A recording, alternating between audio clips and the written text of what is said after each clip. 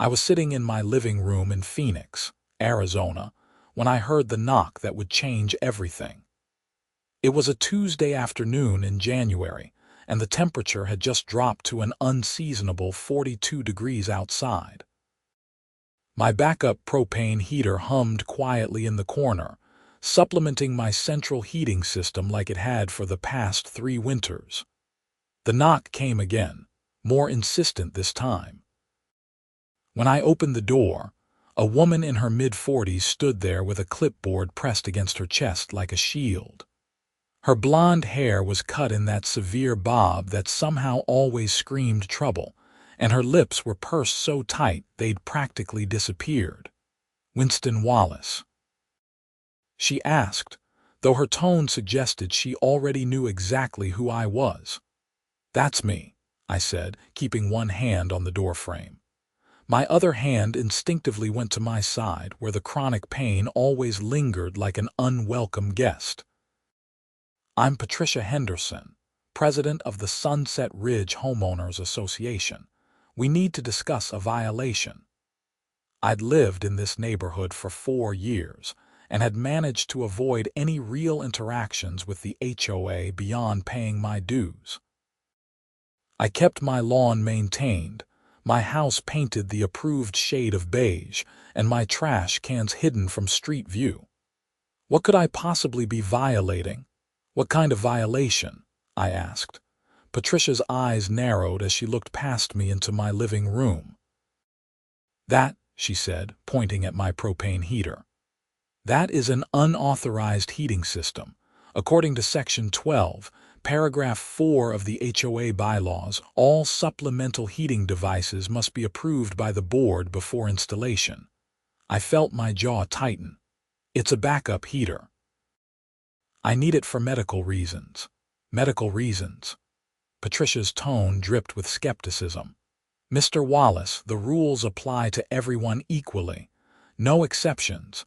You have 72 hours to remove it, or we'll begin fining you $200 per day."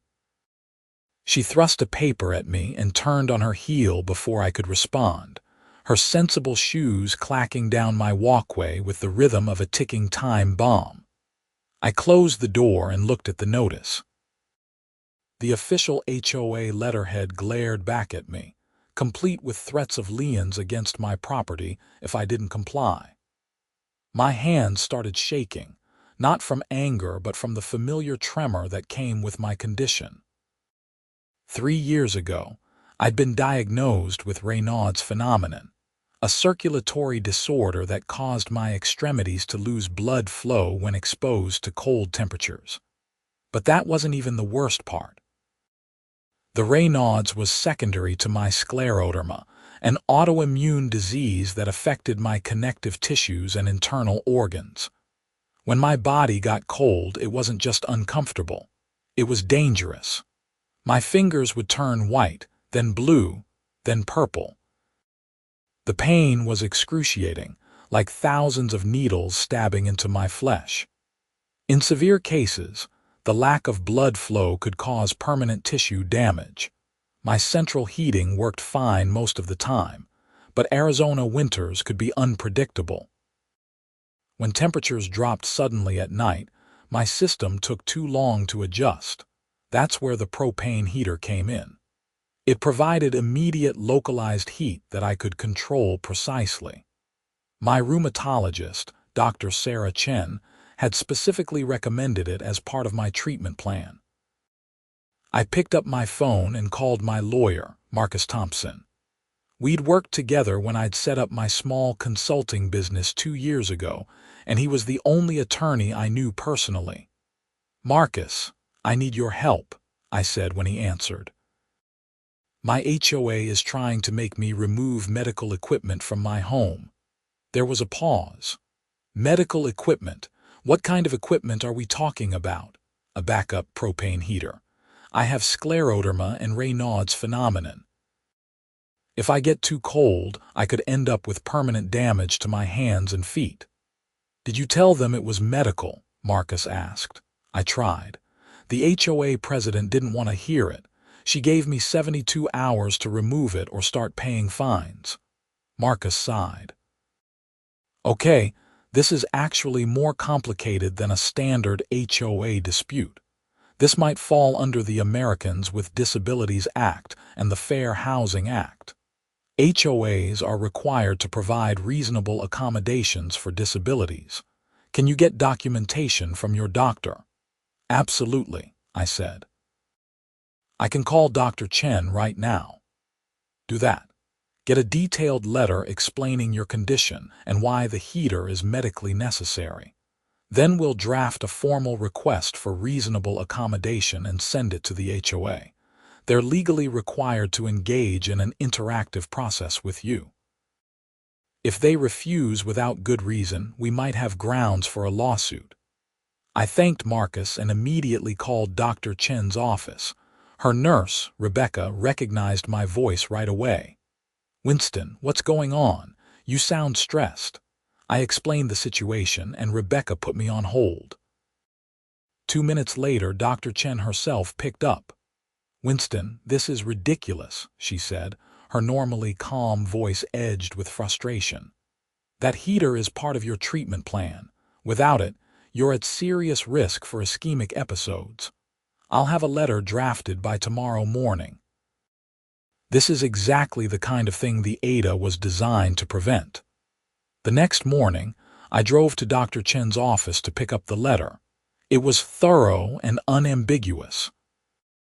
She detailed my diagnosis, explained the physiological effects of cold exposure on my condition, described the potential consequences, including tissue necrosis and digital ulcers, and explicitly stated that immediate access to supplemental heat was medically necessary to prevent these complications. She included references to medical literature and her own credentials as a board-certified rheumatologist with 15 years of experience treating autoimmune conditions. I took the letter to Marcus's office that afternoon. His practice was in a modest building in downtown Phoenix, the kind of place that prioritized substance over style. His receptionist, an older woman named Gloria, waved me back immediately. Marcus read through Dr. Chen's letter twice, nodding. This is perfect.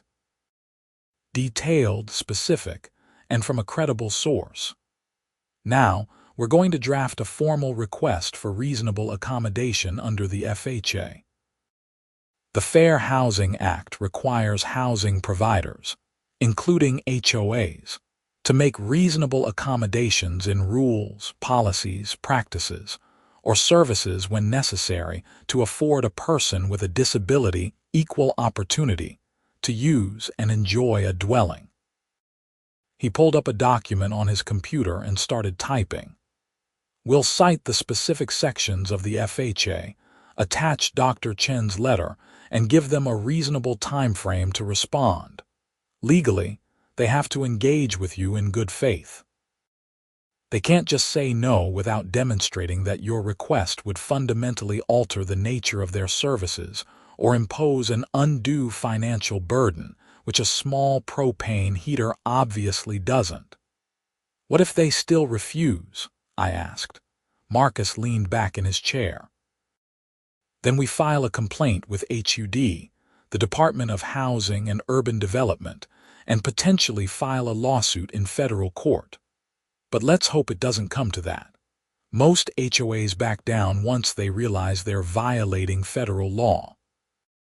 That evening, Marcus sent the formal accommodation request via certified mail to the HOA's registered address and to Patricia Henderson personally. We also emailed copies to every address we could find associated with the board. 3 days passed with no response. Then a week. My 72-hour deadline had long since passed. On day 9, I found another notice taped to my front door. It was a fine notification. $200 per day for 6 days, totaling $1,200, payable immediately. I called Marcus. They're not responding to the accommodation request, and now they're fining me. Don't pay the fine, Marcus said immediately. That would be admitting to a violation.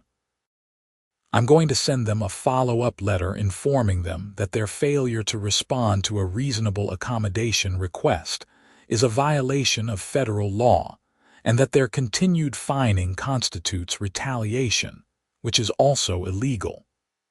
2 days later, I finally got a response. It came via email from Patricia Henderson herself. Mr. Wallace, the board has reviewed your request. While we sympathize with your medical condition, we cannot make exceptions to our rules. Allowing unapproved heating devices sets a dangerous precedent and could lead to safety issues in our community. Your fines now total $1,600. Please remit payment within 10 days to avoid further action. I read the email to Marcus over the phone. They sympathize but won't accommodate. Marcus's voice rose with anger. That's not how this works. They don't get to sympathize and then violate federal law. I'm filing a HOA complaint today, and we're going to start preparing a lawsuit. How long does a lawsuit like this take? I asked. It varies, but we might be looking at 6 months to a year, maybe longer if they really want to fight it.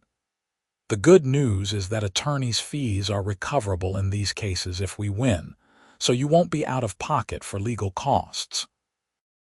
Plus, we can seek damages for emotional distress and any actual harm you suffer. The next week, Marcus filed a comprehensive complaint with HOA, alleging violations of the Fair Housing Act. The complaint detailed my condition, the medical necessity of the heater, my formal accommodation request, the HOA's refusal, and their retaliatory fines. HOA acknowledged receipt and opened an investigation. Meanwhile, the fines kept accumulating. Every week, another notice appeared on my door. After a month, the HOA claimed I owed $6,400. Patricia Henderson sent increasingly threatening emails, suggesting they'd place a lien on my property if I didn't pay. I refused to remove the heater. My health depended on it, and I wasn't going to let an overzealous HOA president bully me into risking my well-being. In early March, I experienced exactly the kind of medical emergency Dr. Chen had warned about. Phoenix had an unusual cold snap, with temperatures dropping to the low 30s overnight. My central heating struggled to keep up, and I woke at 3 in the morning with my hands completely white. No blood flow. The pain was immediate and severe, like my fingers were being crushed in a vice. I stumbled to my propane heater and cranked it up, holding my hands near the warm air. Slowly, agonizingly, the blood flow returned. First came the tingling, then the burning sensation, then the deep ache that meant circulation was restoring. The whole episode lasted 45 minutes. If I hadn't had that heater, I would have had to drive myself to the emergency room at 3 in the morning with useless hands. The next day, I documented everything. I took photos of my hands showing the lingering discoloration. I wrote a detailed account of what happened. I sent it all to Marcus. "This is exactly what we needed," Marcus said, though his tone was sympathetic. "I'm sorry you had to go through that, but this demonstrates the immediate necessity of the accommodation. We're going to include this in our lawsuit." By April, HUD's investigation was ongoing, but these things moved slowly. The HOA's fines now theoretically totaled over $18,000, an absurd amount that they couldn't legally enforce but kept threatening me with anyway. That's when Patricia Henderson made her biggest mistake. She organized a special HOA meeting, ostensibly to discuss community safety concerns. I wasn't officially notified, but my neighbor, Tom, knocked on my door the evening before to give me a heads up. "Hey, Winston, I thought you should know Patricia's planning to bring up your heater at tomorrow's meeting. She's been telling people it's a fire hazard and that you're being selfish by refusing to remove it." Tom was in his 60s, a retired firefighter who'd lived in Sunset Ridge longer than anyone. He'd always been friendly, and we'd bonded over our shared dislike of unnecessary bureaucracy. "Thanks for letting me know," I said. "I think I'll attend." "You should," Tom said. "And for what it's worth, I think Patricia's way out of line. I've been around heating equipment my whole career. There's nothing dangerous about a properly maintained propane heater." The meeting was held in the community clubhouse, a bland beige building that matched all the houses.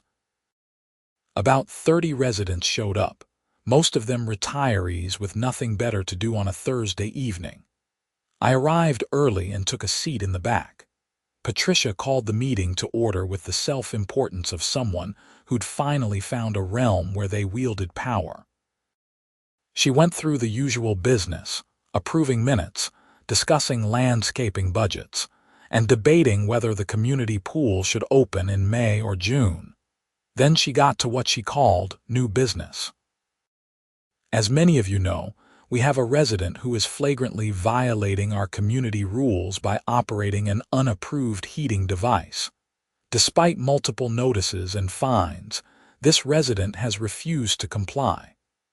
She pulled up a photo on the projector, a picture of my house.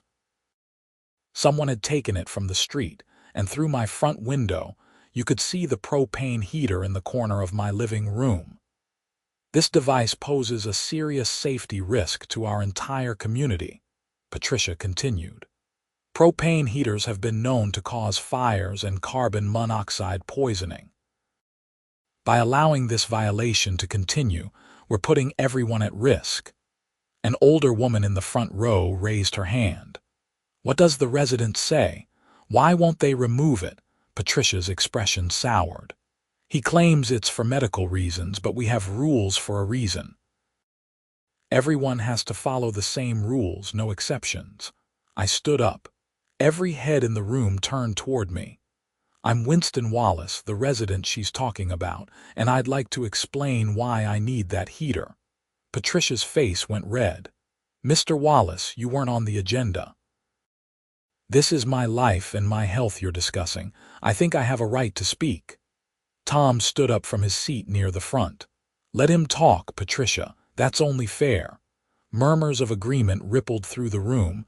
Patricia looked like she wanted to argue, but she was outnumbered. "Fine. 2 minutes." I walked to the front of the room. My hands were shaking slightly, but I kept my voice steady. 3 years ago, I was diagnosed with scleroderma and secondary Raynaud's phenomenon. These are serious autoimmune conditions that affect my circulatory system. When I get cold, my blood vessels constrict, cutting off blood flow to my extremities. This isn't just uncomfortable. It can cause permanent tissue damage and digital ulcers. In severe cases, people with my condition have lost fingers and toes to gangrene. I held up my hands, showing the slight discoloration that still lingered from the episode in March. My rheumatologist prescribed that backup heater as part of my medical treatment. When temperatures drop suddenly, my central heating doesn't respond fast enough. That propane heater provides immediate, localized heat that prevents dangerous episodes. Just 6 weeks ago, I had a severe attack at 3 in the morning. If I hadn't had that heater, I would have been in the emergency room. I pulled out a copy of Dr. Chen's letter and held it up. I have detailed medical documentation. I've submitted a formal request for reasonable accommodation under the Fair Housing Act, which legally requires the HOA to work with me. Instead, Patricia has ignored federal law, continued to fine me, and is now trying to paint me as a villain for protecting my health. The room was silent. I could see several residents looking uncomfortable. An older man near the middle stood up. "Patricia, is this true?" "Did he submit something official?" Patricia's jaw clenched. "He submitted a letter, yes, but we have to think about the entire community." "That's not how the law works," I said. "The Fair Housing Act doesn't allow HOAs to discriminate against people with disabilities." My heater doesn't affect anyone else. It's in my home, properly maintained and medically necessary. The HOA's refusal to accommodate me is illegal." Tom stood again. "Patricia, I'm a retired fire captain. I'd like to inspect Winston's heater. If it's up to code and properly maintained, there's no safety issue." Patricia looked trapped. "That's not necessary." "I think it is," Tom said firmly. "If we're basing our decisions on safety concerns, we should have an actual expert evaluate the situation." Several other residents voiced agreement. Patricia had lost control of her own meeting. "Fine," she snapped. "But the fines stand until this is resolved." After the meeting, Tom came to my house and thoroughly inspected the propane heater. He checked the connections, the ventilation, the clearance from walls and furniture, and the carbon monoxide detector I'd installed nearby. "This is perfectly safe," he said. "It's a high-quality unit properly installed, and you've taken all the right precautions." I'll write a letter to the HOA stating that, in my professional opinion as someone with 30 years of fire safety experience, this heater poses no risk to the community. "Thank you," I said. "I really appreciate you standing up for me." Tom shrugged. "Patricia's been on a power trip for years.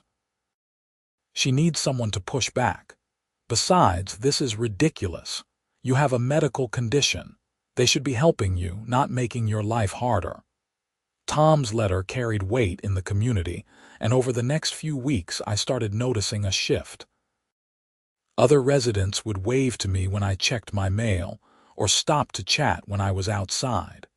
Several mentioned they thought the HOA was handling this poorly. One couple, the Martins, even brought me a casserole and apologized for not speaking up at the meeting, but Patricia wasn't backing down.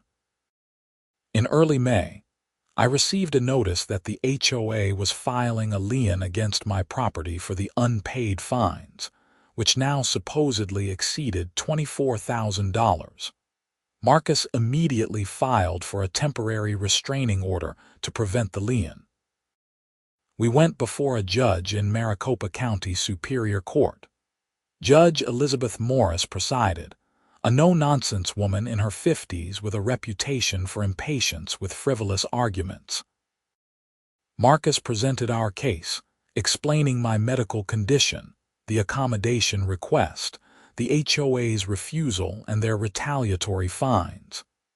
He submitted Dr. Chen's letter, my documentation of the March episode, Tom's safety letter, and copies of all correspondence with the HOA. The HOA's attorney, a young guy named Brad Fletcher who looked fresh out of law school, argued that the HOA had a legitimate interest in enforcing its rules uniformly, and that allowing exceptions would undermine their authority. Judge Morris cut him off mid-sentence. "Counselor, are you seriously arguing that enforcing HOA bylaws is more important than federal disability law?" Brad fumbled. "No, Your Honor, but the community has safety concerns." "Do you have any evidence that this heater is unsafe?" Judge Morris asked. "Well, propane heaters can be dangerous if not properly maintained." I didn't ask about propane heaters in general. I asked about this specific heater. "Do you have any evidence that Mr. Wallace's heater is unsafe?" Brad shuffled his papers. "We have concerns based on the general risks." Judge Morris leaned back in her chair. "So that's a no. Mr. Fletcher, I've reviewed the materials submitted by Mr. Wallace's attorney. He has a documented disability. He's requested a reasonable accommodation. His doctor says the heater is medically necessary. A retired fire captain has certified that it's safe. Your client has ignored federal law and imposed tens of thousands of dollars in retaliatory fines. This is one of the more clear-cut Fair Housing Act violations I've seen." She granted the temporary restraining order, preventing the HOA from filing the lien or imposing any further fines. She also strongly suggested that the HOA's attorney advise his client to settle before this turned into a very expensive lawsuit. As we left the courthouse, Marcus was grinning. That went even better than I expected. Judge Morris basically told them they're going to lose. So what happens now? I asked. Now we wait and see if they're smart enough to settle. If not, we proceed with the full lawsuit. A week later, Brad Fletcher called Marcus to discuss settlement. I joined the call on speakerphone from Marcus's office. My client is willing to drop the fines and formally approve the heater, Brad said. In exchange, Mr. Wallace agrees to have it inspected annually by a certified technician and to maintain adequate insurance. That's not good enough, Marcus said immediately. Your client violated federal law. Winston suffered emotional distress and spent months worrying about losing his home. We want all fines rescinded in writing, formal approval of the accommodation, a written apology from the board, and compensation for damages. Damages? Brad's voice rose. What damages? Emotional distress. The cost of the medical episode in March that could have been prevented if the HOA hadn't created this hostile environment, and attorney's fees. We're not paying attorney's fees. Your client chose to hire a lawyer. Marcus's voice hardened. Under the Fair Housing Act, prevailing plaintiffs are entitled to attorney's fees. This isn't negotiable. We have Judge Morris's preliminary ruling suggesting your client is clearly liable. We can proceed to trial if you prefer, but I promise you it will cost the HOA significantly more than settling now. There was a long pause. I'll discuss it with my client and get back to you. 2 weeks later, we received a settlement offer.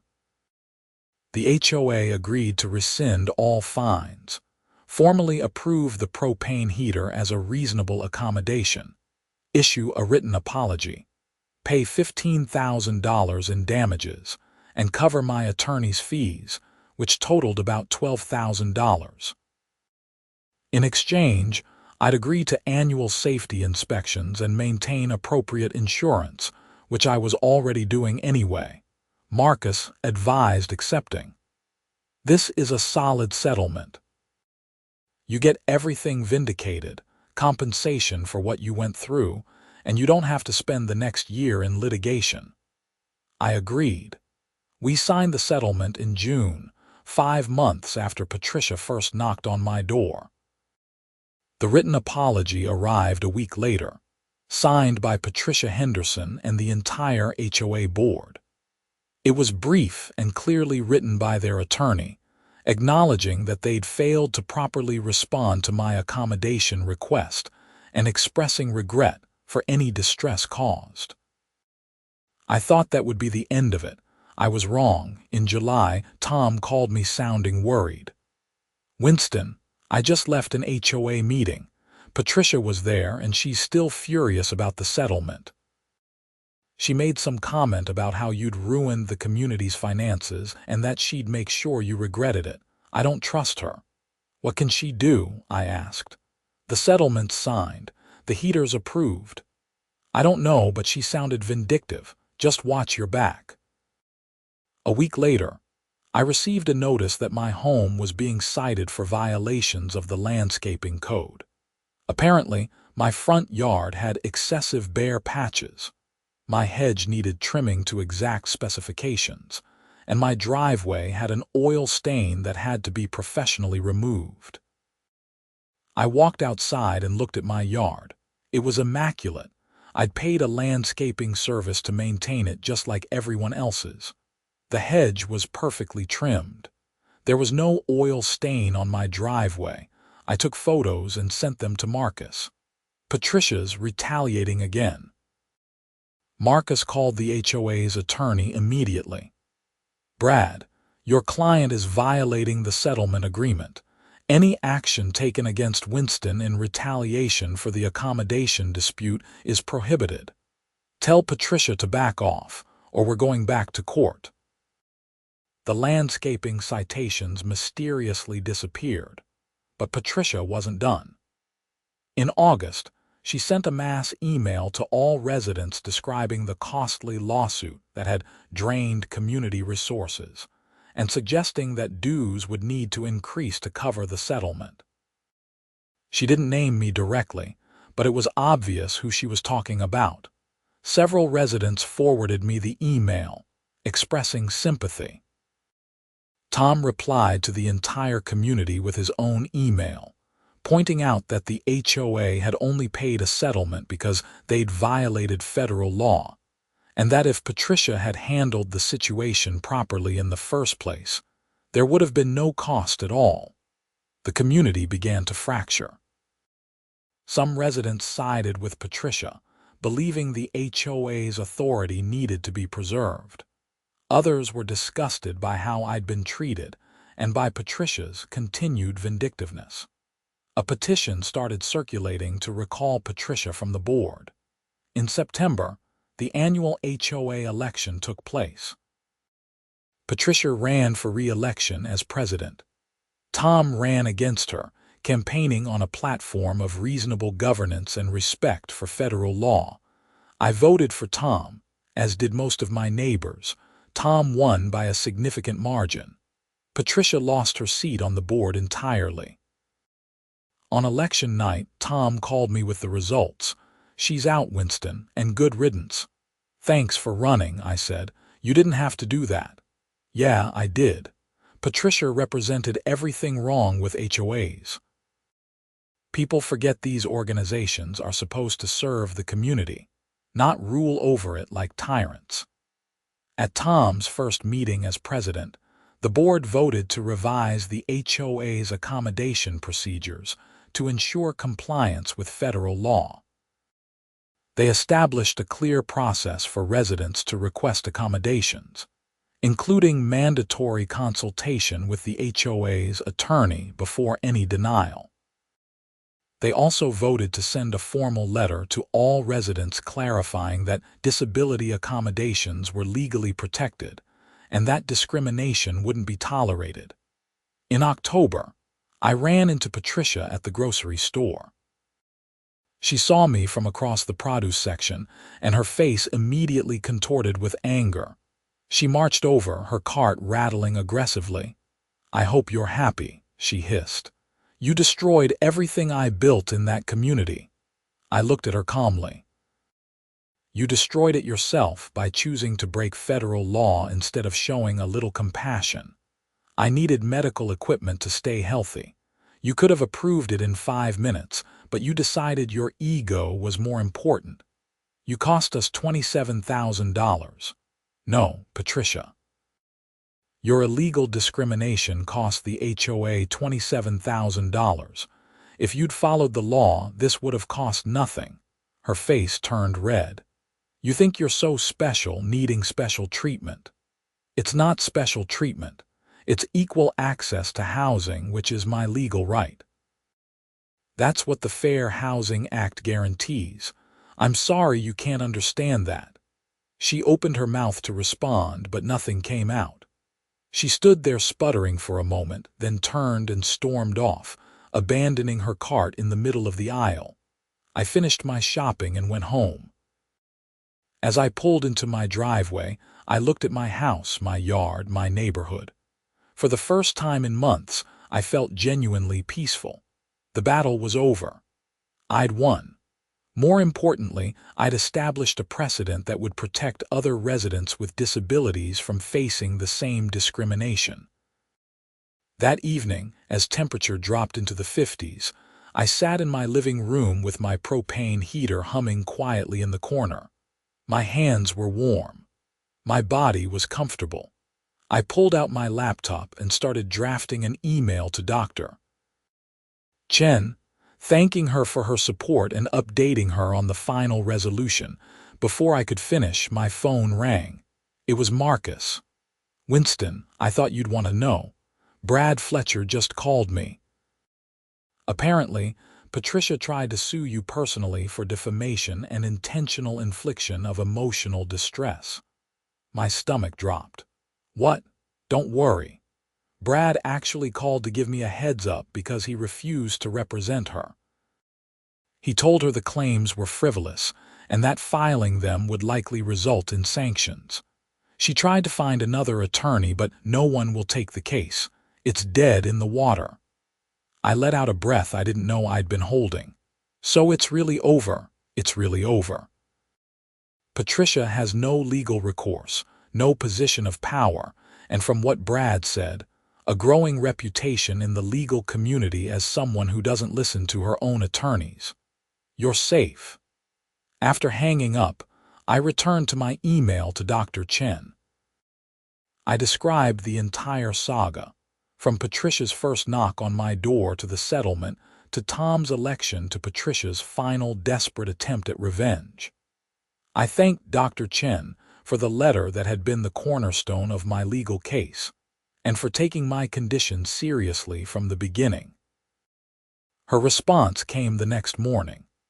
She congratulated me on the outcome and mentioned that she'd started providing similar letters to other patients proactively, having realized through my situation how often people with chronic conditions faced housing discrimination. My case had apparently opened her eyes to an issue she hadn't previously considered. In November, the HOA held its annual community Thanksgiving potluck. I almost didn't go, but Tom convinced me. You're part of this community, he said. Don't let Patricia's nonsense make you hide. So I made my grandmother's pumpkin pie recipe and headed to the clubhouse. The atmosphere was different from the contentious meeting back in April. People were friendly, relaxed. Several residents approached me to say they were glad things had worked out, and a few apologized for not speaking up sooner. One elderly woman, Mrs. Chen, no relation to my doctor, pulled me aside. "My husband has Parkinson's disease," she said quietly. "He needs a specialized bed that's wider than standard furniture." I was terrified the HOA would make us get rid of it because it doesn't fit the bedroom aesthetic or something ridiculous. After watching what happened with you, I submitted an accommodation request right away. Tom approved it in 2 days. "So thank you. You fighting back made it safe for the rest of us." Her words hit me harder than I expected. I'd been so focused on my own situation that I hadn't fully considered the broader implications. By standing up to Patricia, I'd not only protected my own rights but had potentially helped countless other residents with disabilities. As winter approached and temperatures began their annual drop, I felt grateful every time I turned on my propane heater. It was such a simple thing, a small metal box that produced warmth. But it represented something much larger, my right to live safely in my own home, the protection of federal law, and the importance of standing up against discrimination, no matter how trivial it might seem to others. Christmas came and went peacefully. Tom organized a neighborhood caroling event, and to my surprise, about 40 residents showed up, including the Martins, Mrs. Chen and her husband, and even some of the people who'd initially sided with Patricia. We walked through Sunset Ridge, singing off key versions of classic carols, our breath fogging in the chilly night air that dipped into the 40s. When we passed Patricia's house, her porch light was off and her curtains were drawn. Someone mentioned she'd been increasingly isolated since losing the election, barely attending community events or even leaving her house. I felt a twinge of something, not quite pity, but perhaps sadness that things had turned out this way. If she'd just shown a little flexibility and compassion back in January, none of this would have happened. In February, exactly 1 year after the settlement, I received a letter from HUD. Their investigation had concluded, finding that the HOA had indeed violated the Fair Housing Act. They issued an official determination and closed the case, noting that the matter had been resolved through settlement.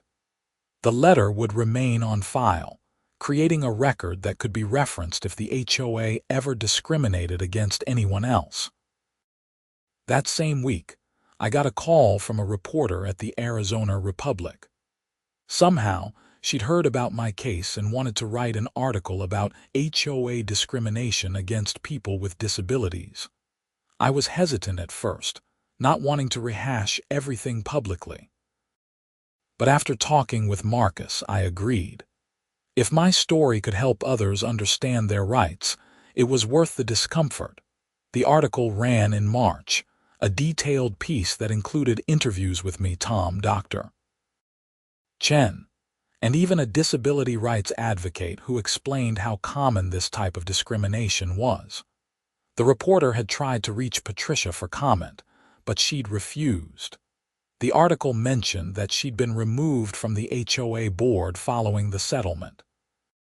After the article published, I received emails from people across Arizona and even from other states, sharing their own stories of HOA discrimination. A woman in Tucson whose HOA tried to ban her service dog. A man in Scottsdale whose HOA refused to let him install a wheelchair ramp. An elderly couple in Flagstaff whose HOA fought their request for a medical alert system that required external wiring. Each story made me angrier and more grateful that I'd fought back.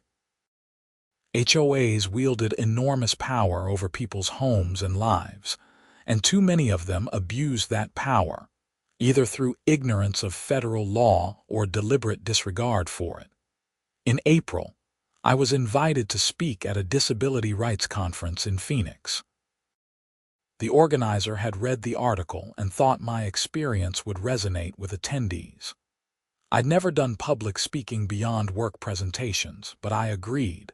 Standing on that stage, looking out at 200 people, many in wheelchairs or with visible disabilities, I told my story. I described the fear I'd felt when Patricia first threatened me, the frustration of being ignored, the relief of finding an attorney who understood the law, and the vindication of ultimately prevailing. I emphasized that fighting back wasn't easy, but that federal law was on our side, and that we couldn't let HOAs or anyone else strip away our rights. The applause when I finished was overwhelming. During the Q&A session, people asked practical questions about how to request accommodations, what to do if an HOA refused, and how to find attorneys who specialized in housing discrimination. I answered as best I could, and Marcus, who'd come to support me, provided additional legal insights. After my talk, a young woman approached me. She was probably in her late 20s, using a cane for support. "Thank you," she said, tears in her eyes. "I have lupus, and my HOA is threatening me because I can't always maintain my yard to their standards. I've been so scared of losing my home. But hearing your story gave me courage. I'm going to request an accommodation and fight if I have to." I gave her Marcus's card and told her to call him if she needed help.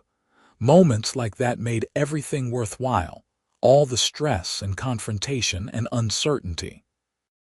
If my struggle helped even one person stand up for their rights, it was worth it. By summer, life had returned to a comfortable normal. My health remained stable, thanks in part to the consistent warmth provided by my heater during cold snaps. Tom was doing an excellent job as HOA president, running meetings efficiently and treating residents with respect. The community felt more cohesive than it had in years. I ran into Brad Fletcher, the HOA's former attorney, at a coffee shop in June. He recognized me and came over to my table. "Winston, right? I just wanted to say I'm sorry for how that whole situation went down. I was new to the firm, and I let Patricia push me into positions I knew were legally wrong. I should have advised her to settle immediately, but I was trying to please a client. It was a mistake, and I learned from it. I appreciated his honesty. We all make mistakes. At least you recognized it. I actually specialize in HOA law now, he said, but I approach it completely differently. I spend most of my time advising HOAs on how to comply with disability laws and avoid discrimination. Your case was a wake-up call for me about how much harm we can cause when we prioritize rules over people. We talked for a few more minutes before he left. It occurred to me that the ripple effects of standing up for myself extended further than I'd realized. Brad had changed his entire legal approach. Dr. Chen was proactively helping other patients. Mrs. Chen and others in my community felt safer requesting accommodations. The newspaper article had educated thousands of readers about their rights. In August, Tom called with unexpected news. Patricia's moving. She listed her house yesterday. I wasn't sure how to feel about that. Where's she going? I heard she bought a place in Anthem, one of those 55-plus communities. Maybe she'll be happier there. Part of me hoped that was true. Despite everything, I didn't enjoy the idea of Patricia being miserable. I just wished she'd learned something from this experience beyond bitterness and resentment. Patricia's house sold quickly, and by September, new neighbors moved in. A young couple named David and Jennifer with a toddler named Emma. They were friendly and enthusiastic about the neighborhood. When they introduced themselves, they mentioned they'd heard there'd been some drama with the previous owner, but that everyone had spoken highly of the community under its current leadership. Watching Emma toddle around their front yard, I felt hopeful about the future of Sunset Ridge. The toxicity that had plagued us was gone, replaced by neighbors who looked out for each other and leadership that understood the difference between maintaining standards and respecting people's humanity. In October, during one of my regular checkups, Dr. Chen asked how the heater situation had ultimately resolved. It's been over for a while now, I said. The new HOA president is great, the community's moved on, and I haven't had any problems. Dr. Chen smiled. Good. You know, I've been thinking about writing a paper about the intersection of chronic illness and housing discrimination. Would you be willing to let me use your case as an example, with identifying details changed, of course? Absolutely, I said. If it helps advance understanding of these issues, use whatever you need. As fall deepened into winter, I found myself reflecting on the entire experience.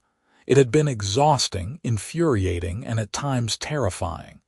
But it had also been empowering. I discovered a strength I didn't know I possessed, a willingness to fight for my rights even when the easier path would have been to give in. On a cold January evening, almost exactly 2 years after Patricia first knocked on my door, I sat in my living room with my propane heater running. The temperature outside had dropped to 38 degrees, and my backup heat was doing exactly what it was supposed to do, keeping me safe and comfortable.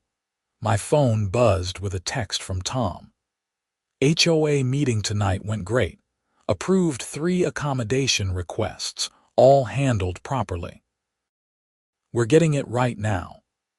I smiled and texted back my congratulations.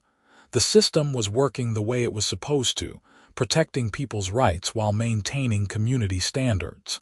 It had taken a legal battle to get there, but we'd arrived. I pulled out my laptop and started writing an email to the young woman with lupus I'd met at the conference. She'd stayed in touch, updating me on her own HOA battle. She'd requested an accommodation for yard maintenance assistance. The HOA had initially refused, but with Marcus's help, she'd gotten it approved without having to file a lawsuit. Her case had taken 3 months instead of the year mine had, partly because my precedent had made HOAs in the area more cautious about disability discrimination. As I typed, I realized that this was the real victory. Not the settlement money, not even the approval of my heater, but the lasting change in how these situations were handled. Other people with disabilities would face less discrimination because I'd been willing to stand up. That mattered more than anything else. The next morning, I received an email from a law student at Arizona State University. She was writing her thesis on the Fair Housing Act and HOA governance, and she wanted to interview me about my case. I agreed, and we set up a call for the following week. During our conversation, she asked insightful questions about the emotional toll of fighting discrimination, the practical challenges of navigating legal systems, and the broader implications for housing policy. Her thesis would argue for stronger enforcement mechanisms and clearer guidelines for HOAs dealing with accommodation requests. She said my case was a perfect example of why those reforms were necessary. After we hung up, I thought about how one small propane heater had sparked all of this. A lawsuit, a settlement, a shift in community leadership, media coverage, conference speaking, academic research, and tangible help for others facing similar discrimination. It was remarkable how standing up for a simple necessity had created such far-reaching effects. In March, as spring arrived and temperatures climbed back into the comfortable range, I used my heater less frequently. But knowing it was there, approved and protected, gave me peace of mind. I'd never again have to choose between my health and my home. Tom organized a community barbecue to celebrate his first year as HOA president. The turnout was huge, with nearly every household represented. People brought food, kids played in the common area, and neighbors who'd barely spoken before were laughing together. At one point, Tom clinked a glass to get everyone's attention. "I just want to say thank you for trusting me to lead this community. We've come through a difficult period, but we're stronger for it. We've learned that rules are important, but people are more important. We've learned that diversity includes people with different needs and abilities, and that accommodating those needs makes us better, not weaker. And we've learned that when we treat each other with respect and compassion, everyone benefits." People applauded, and I saw several glancing in my direction. I didn't need the attention or credit. The changed atmosphere in Sunset Ridge was reward enough. As the sun set that evening and the barbecue wound down, I helped Tom clean up. We were carrying folding chairs back to the storage shed when he said, "You know, I never thanked you properly." "For what?" I asked. "For not backing down." Patricia had run this place like her personal fiefdom for years. People were afraid to challenge her. You refusing to be bullied, that changed everything. It showed the rest of us that we didn't have to accept her behavior. That's why I ran for president. Because you proved it was possible to stand up to her. I didn't know what to say.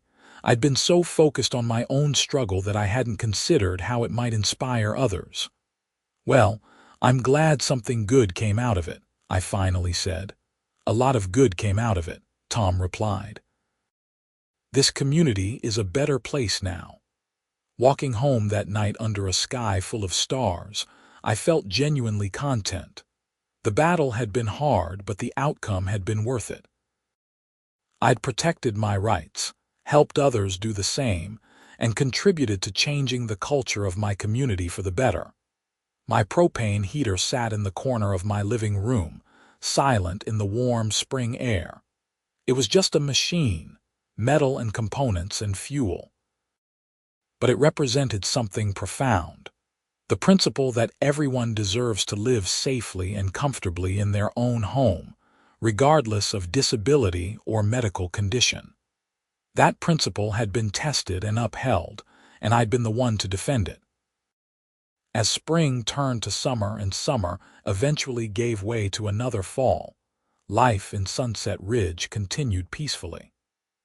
The HOA functioned smoothly under Tom's leadership, treating accommodation requests as routine administrative matters rather than battles to be fought.